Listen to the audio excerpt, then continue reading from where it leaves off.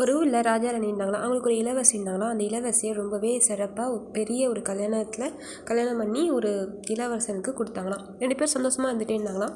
அப்போ வந்து இளவரசன் வந்து பார்த்திங்கன்னா ரொம்பவே எப்படி சொல்கிறது, சாப்பிட்றதுனாலும் தண்ணி குடிக்கிறதா இருந்தாலும் எல்லாமே ரொம்பவே வெட்கப்பட்டே செய்வாங்களாம்.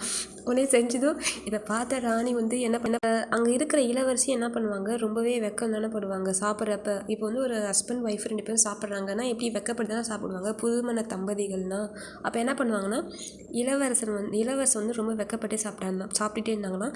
இளவரசி வந்து ஸ்பீடாக சாப்பிட ஆரம்பிச்சிட்டாங்களாம். என்னடா இது ஸ்பீடாக சாப்பிட்றா அப்படின்னு பார்த்தா, ஸ்பீடாக சாப்பிட்டுட்டு பக்கத்தில் இருக்கிற அவங்க எல்லாத்தையும் ஒன்று ஒன்றா எடுத்து வைக்க ஆரம்பிச்சிட்டாங்களாம். உடனே இளவரசன் வந்து ஐயோ எல்லாத்தையும் சாப்பிட்ருவா லட்டுக்கு அப்படின்ட்டு திருப்பி சாப்பிட ஆரம்பிச்சிட்டாங்களாம். உடனே அதுக்கப்புறம் சரி இது மாதிரி நார்மல் சாப்பாடு தான் இப்படி அப்படின்னு பார்த்துட்டு வீட்டில் வந்து கிராண்டாக சமைச்சு போட்டாங்களாம். அப்பயும் அப்படி தான் என்ன பண்ணாங்களாம், கடகடன்னு சாப்பிட ஆரம்பிச்சிட்டாங்களாம்.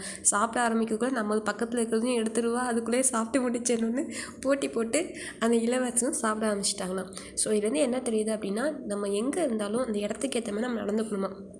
நம்மக்கிட்ட ஒருத்தவங்க இப்படி ரொம்பவே பொறுமையாக சாப்பிட்றாங்க அப்படின்னு சொல்லி நம்மளும் அந்த பழக்கம் படுத்தணும் அப்படின்னா, எல்லாரும் சாப்பிடாம வேஸ்ட் பண்ணிட்டே இருப்பாங்க. ஸோ அதுமாதிரி வேஸ்ட் பண்ணவே கூடாது எல்லாத்தையும். அதனால் இது மாதிரியான மெத்தட்லாம் பயன்படுத்தி என்ன பண்ணாங்கன்னா, அந்த காலத்துலேயே ஈக்குவலாக எப்படி சொன்னாங்கன்னா சாப்பிட வச்சாங்களாம். ஏன் அப்படின்னா, அந்த காலத்தில் வந்து எதுக்காக அப்படிலாம் சொன்னாங்க அப்படின்னா, எதுக்காகவும் யாருக்காகவும் எதையுமே நம்ம வேஸ்ட் பண்ணவே கூடாது அப்படின்றது முக்கியத்துவத்தை கொடுத்தாங்களாம். ஏன்னா ஒரு வீட்டில் வந்து அப்பா அம்மாவை விட பிள்ளைங்க தான் ரொம்ப அதிகமாக இருந்தாங்களாம். ஸோ அது மாதிரியான சிறப்புகளை காமிச்சு அவங்க வாழ்க்கையை முன்னேற்றினாங்களாம்.